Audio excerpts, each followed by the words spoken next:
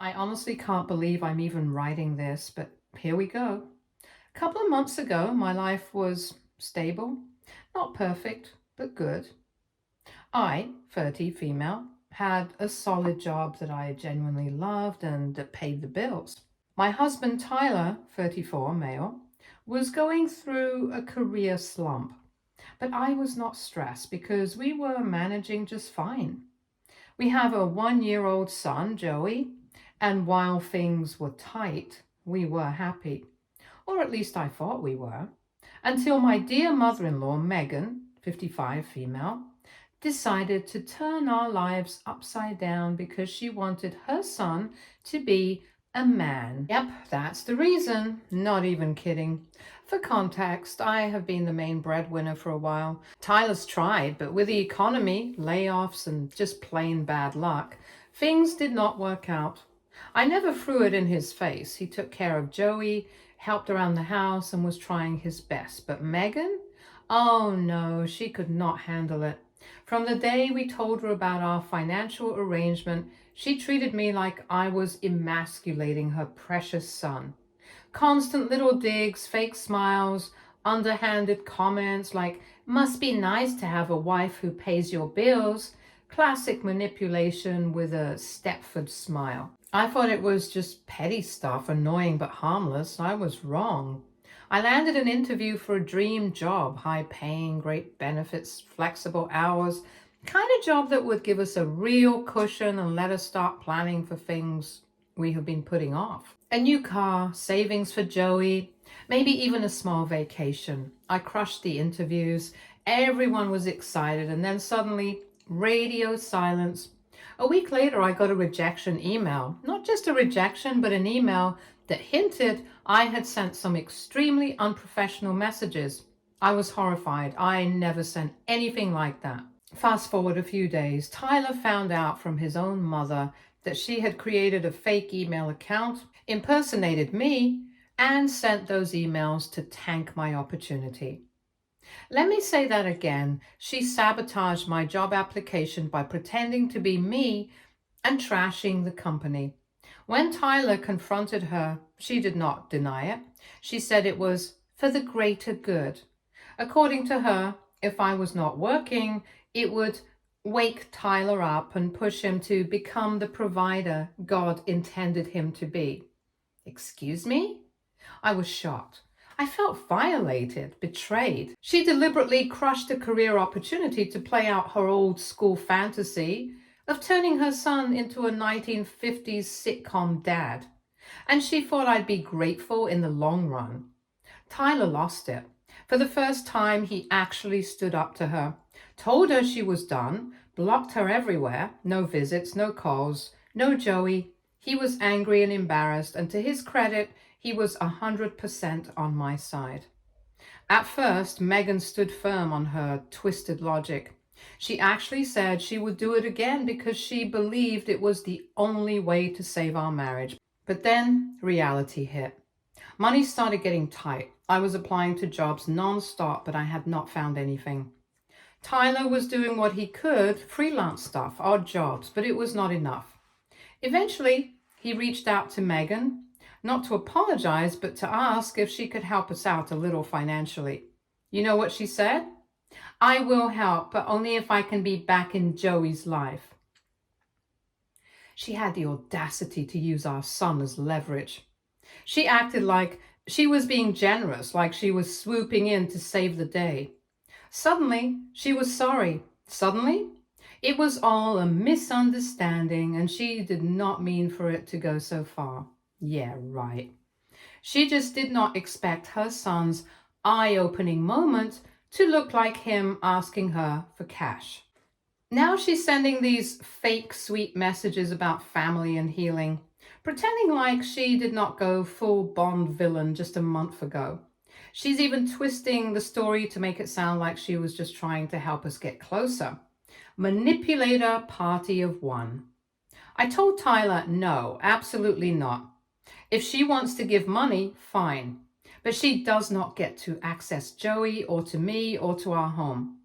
You do not get to sabotage my life and then buy your way back in when your plan flops. Tyler supports me, but I can see the guilt building up. He's tired, stretched thin, and deep down, he still wants his mom in his life.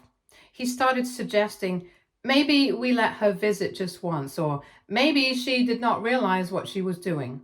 But she did. She knew exactly what she was doing. And now I feel torn.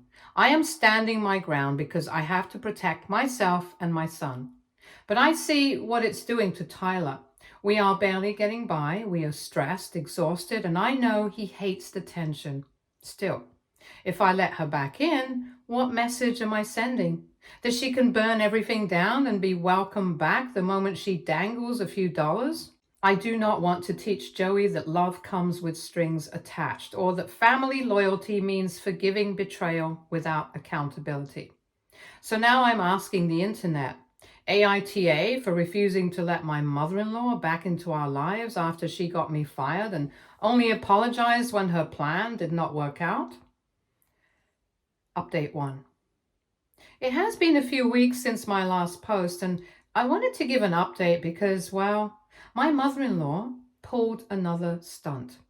The good news first, I found a new job, not quite the dream job I lost, but still a great position with a decent salary and awesome co-workers. I have been settling in, learning the ropes, and honestly, it feels like a fresh start. We are finally back on stable ground financially, and the stress in our house started to lift. Tyler was thrilled, and things were slowly returning to normal. Then Megan found out. Somehow, someone in her extended circle mentioned that I was working again, and just like that, she started trying to worm her way back into our lives.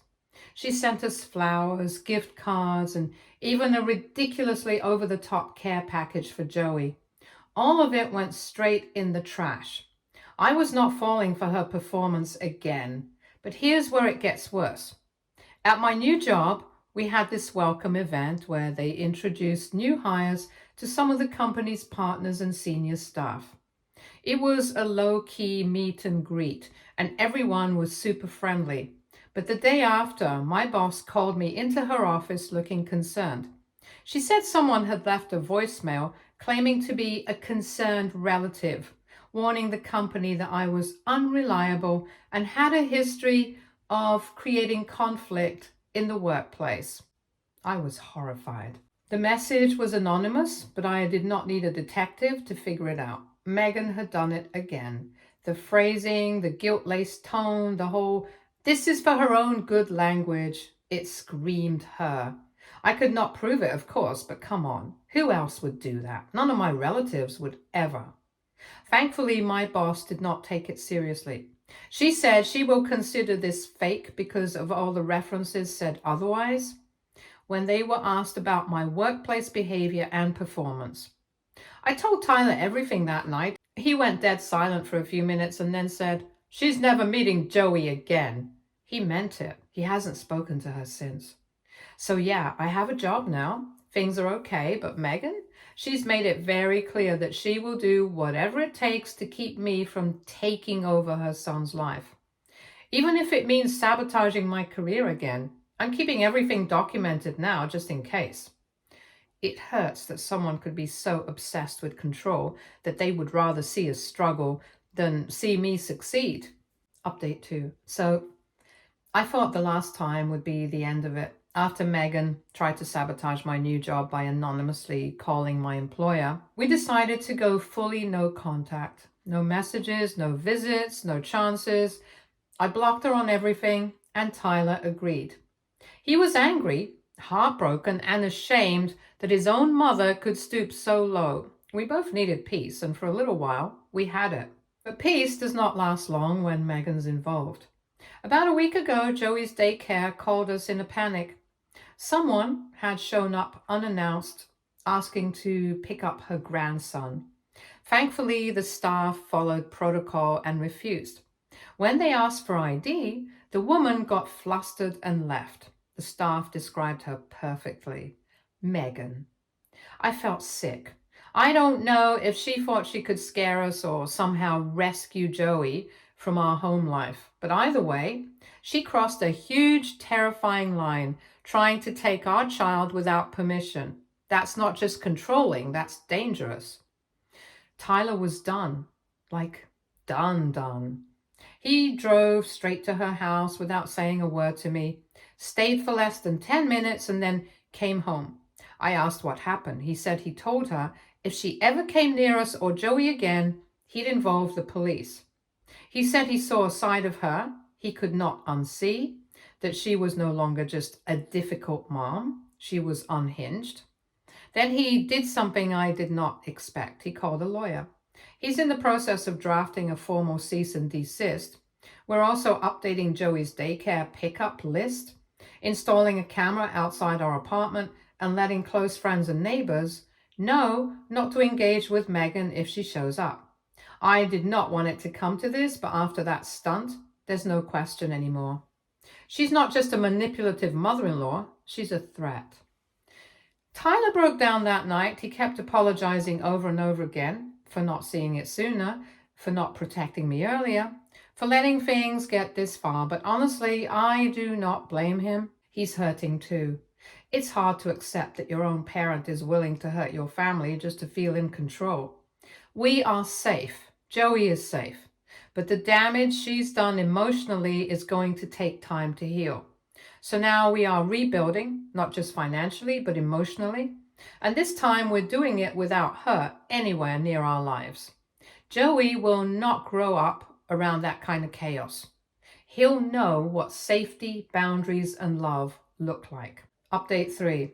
Just when we thought things had finally gone quiet, Megan found a new way to creep back in. Handwritten letters, yep. Old school, dramatic. Scented paper, emotionally manipulative letters.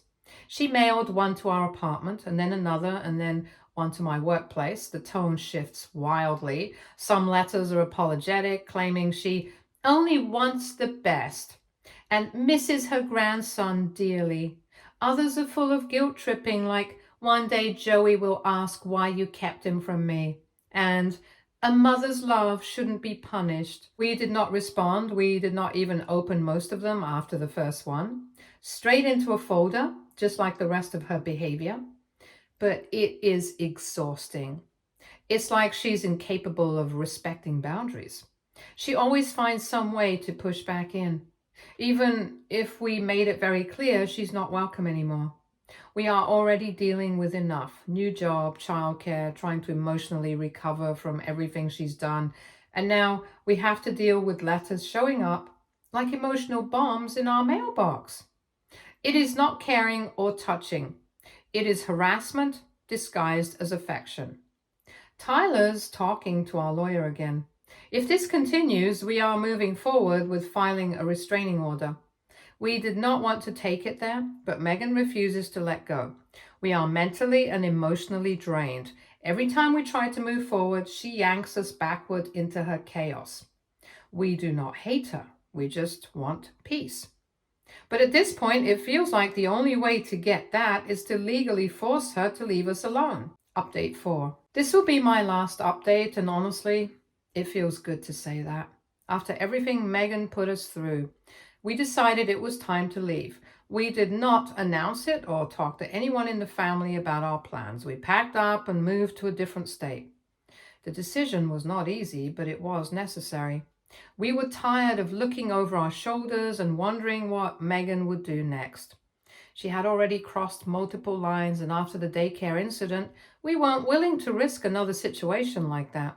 We found a new place in a state where we have no mutual connections with her. We changed our phone numbers, deleted old social media accounts, and made sure all our information was private and secure. We have been here for about a month now. I luckily got to keep my job. I just got transferred to a new location. Tyler also found a job a few weeks after we moved. It is full-time, permanent, and something he's genuinely interested in. He's earning well and feels good about contributing again. Joey is enrolled in a new daycare. We made sure the staff is aware of our situation and provided a list of approved pickup contacts. Megan's name is nowhere on it. We also gave them a photo of her and told them to contact us immediately if anyone unfamiliar ever comes asking about Joey. As far as we know, Megan still has no idea where we are. We have not spoken to her, and neither has Tyler. A few relatives tried reaching out after noticing we were suddenly gone, but we kept it vague and said we just needed a fresh start. No one in Tyler's family knows our new address, phone numbers, or where we work. We have taken all the steps to make sure she can't interfere again. If she somehow does, we already have everything documented and are ready to take legal action immediately. But for now, it is quiet, and we are just focusing on moving forward. Story 2. I'm still processing what happened at my son's graduation 3 days ago. My ex-wife decided to make a scene, and now our entire family situation is blown wide open. Natalie and I divorced 4 years ago when Jake was 14 and Emma was 12. What nobody knew was the real reason we split. Natalie had been having an affair with her coworker Mark for 8 months before I found out. When confronted, she said she was following her heart and moved in with Mark within a month. We got 50-50 custody through mediation, but Natalie started canceling her time more frequently. First, occasional weekends when she and Mark wanted trips, then regular weekdays for Mark's work events. By year 2, I had the kids 70% of the time. The kids noticed. Jake got resentful about Mom's other priorities. Emma was more forgiving, but started commenting on Mom always being busy with Mark's stuff. By year 3, Natalie treated custody like it was optional. She'd take them 2 nights instead of 3.5, skipping weekends if Mark had plans. The kids adapted by assuming they'd be at my place most of the time. It naturally became their primary home. I never modified the custody agreement because the informal arrangement worked and I didn't want more conflict. The real shift happened 18 months ago when both kids started actively choosing my place during Natalie's scheduled time. Jake would text about projects needing his computer set up at his dad's house. Emma would say she'd made plans with friends to meet at Dad's. Looking back, I can see how Natalie felt like she was losing them. But I was just being a consistent parent. I went to every school event, game, and parent conference. When sick, they wanted Dad's house because they knew I'd be there, not juggling their needs with Mark's schedule. Jake's graduation last weekend was at the football stadium. I saved seats for Natalie and Mark, my parents, and my sister's family. Natalie arrived 20 minutes before the ceremony in a clearly bad mood. She barely acknowledged my parents, made passive-aggressive comments, and when Jake's name was called, she told my mom how proud she was of the son she raised despite everything. After the ceremony, families were taking pictures. That's when Natalie made her move. She pulled Jake aside.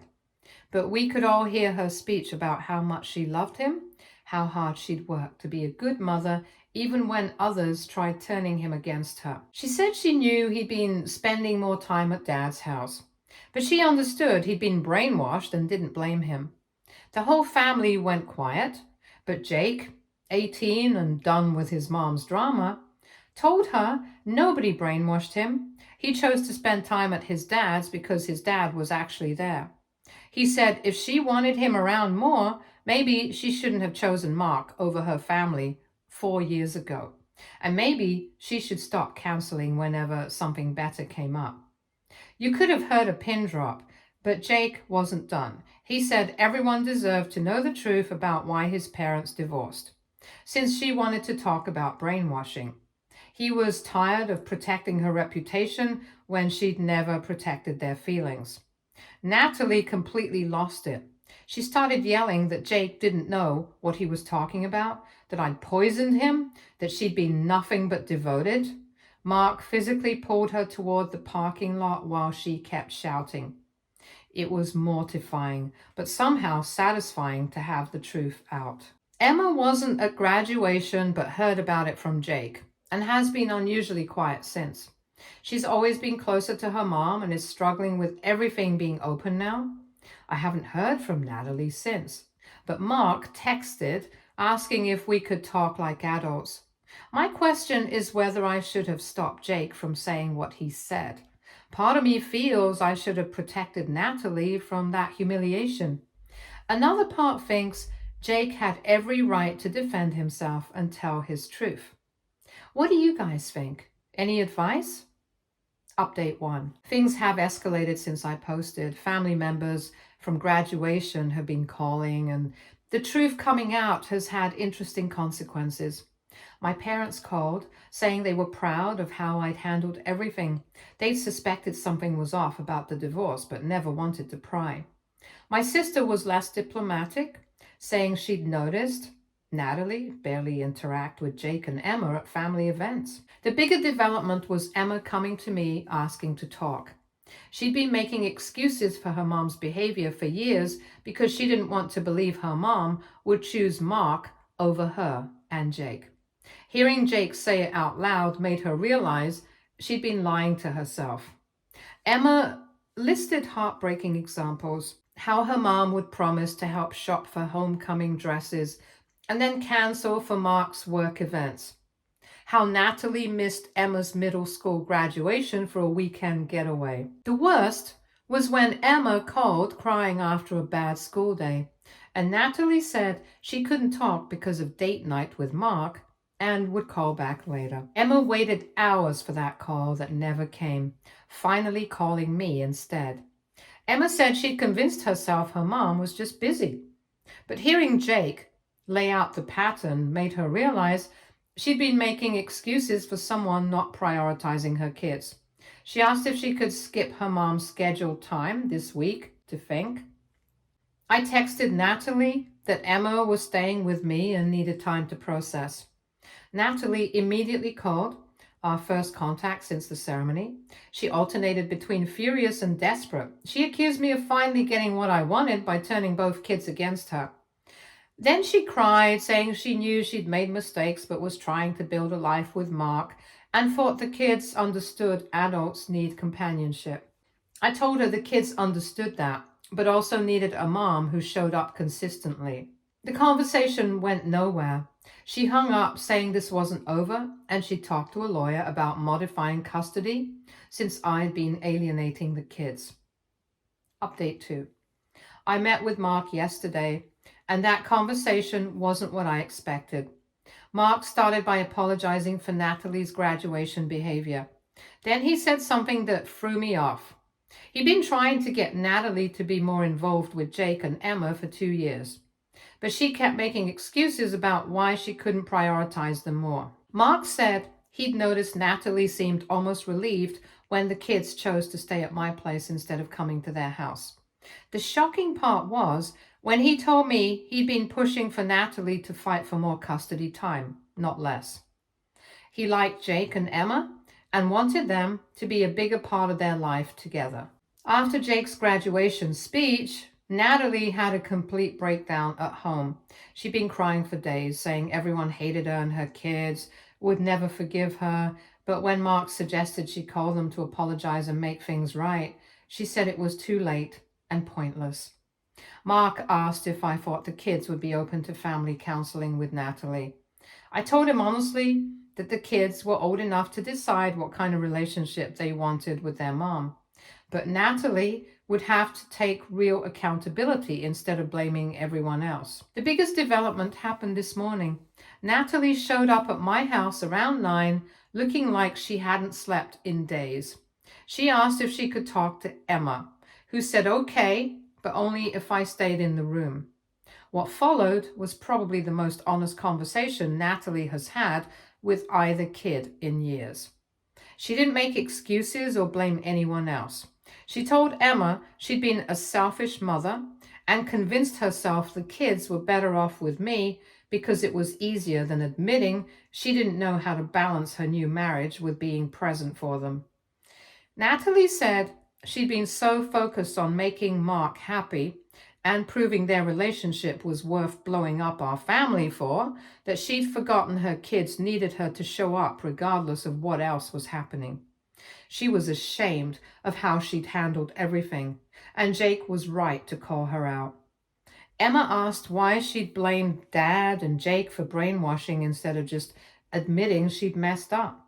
Natalie said she was embarrassed and defensive and lashed out instead of taking responsibility. Emma asked if Natalie was only apologizing because everyone found out the truth, or if she'd been planning to change even if Jake hadn't said anything. Natalie was quiet for a long time before admitting she probably would have kept making excuses. Emma told her she appreciated the apology, but needed time to think about whether she was ready for a closer relationship again. She'd spent too many years getting disappointed and making excuses for Natalie's choices, and wasn't sure she trusted that things would actually be different this time. After Natalie left, Emma asked if I thought people could really change. I told her some people could, but actions mattered more than words. And it was okay to protect herself while figuring out what she wanted her relationship with her mom to look like. Update 3. Okay, guys, so the drama has officially reached peak levels. Natalie's attempt at making amends lasted exactly 4 days before she completely imploded again. But this time, the fallout is affecting more than just our immediate family. It started 3 days ago when Natalie called asking if she could take Emma out for a mother-daughter day. They were supposed to leave at 10 in the morning and be back by dinner time. At 3 in the afternoon, I got a call from Emma asking if I could come and pick her up from the mall because her mom had ditched her to deal with an emergency with Mark. Apparently, Natalie's boss had been trying to reach her all morning because there was a crisis at the hospital that only Natalie could resolve. Instead of apologizing to Emma and explaining that she had a work emergency, Natalie completely freaked out. She started yelling at Mark for tracking her down and ruining her day with Emma. The whole argument happened in front of Emma, who said she was mortified by her mom's behavior in public. Eventually, Mark just left, and Natalie spent the next hour crying and ranting to Emma about how nobody understood how hard she was trying. Emma said it was like watching her mom have a complete breakdown. The next day, Natalie called Emma to apologize for the mall incident, but instead of taking accountability, she started making excuses again. Emma told her that the problem wasn't having a work emergency, it was how Natalie handled it. Emma said she would have understood about cutting their day short for work, but she couldn't deal with her mom having a public meltdown and then making her feel guilty about it. The conversation ended with Natalie hanging up on Emma, who came to me in tears saying she was done trying to have a relationship with her mom. But it got worse. Yesterday, my sister called to tell me that Natalie had reached out to several family members asking them to talk to Jake and Emma about giving her another chance. Natalie was telling everyone that I was poisoning the kids against her and that the family needed to intervene. My mom was not having any of it. She told Natalie that she'd watched me bend over backwards for 4 years to facilitate the kids' relationship with their mom, and that Natalie's problems with Jake and Emma were entirely of her own making.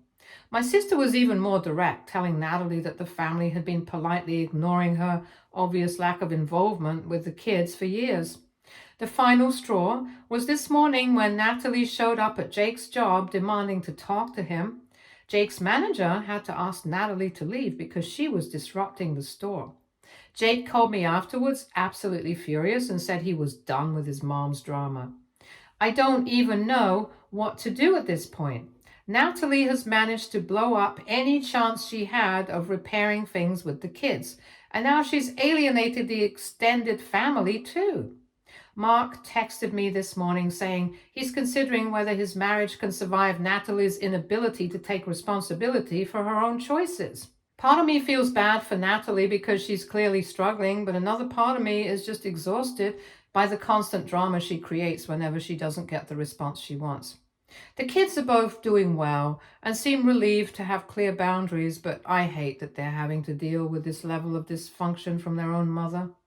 I guess the silver lining is that everyone now sees the situation clearly, And Jake and Emma don't have to pretend anymore or make excuses for behavior that was never okay.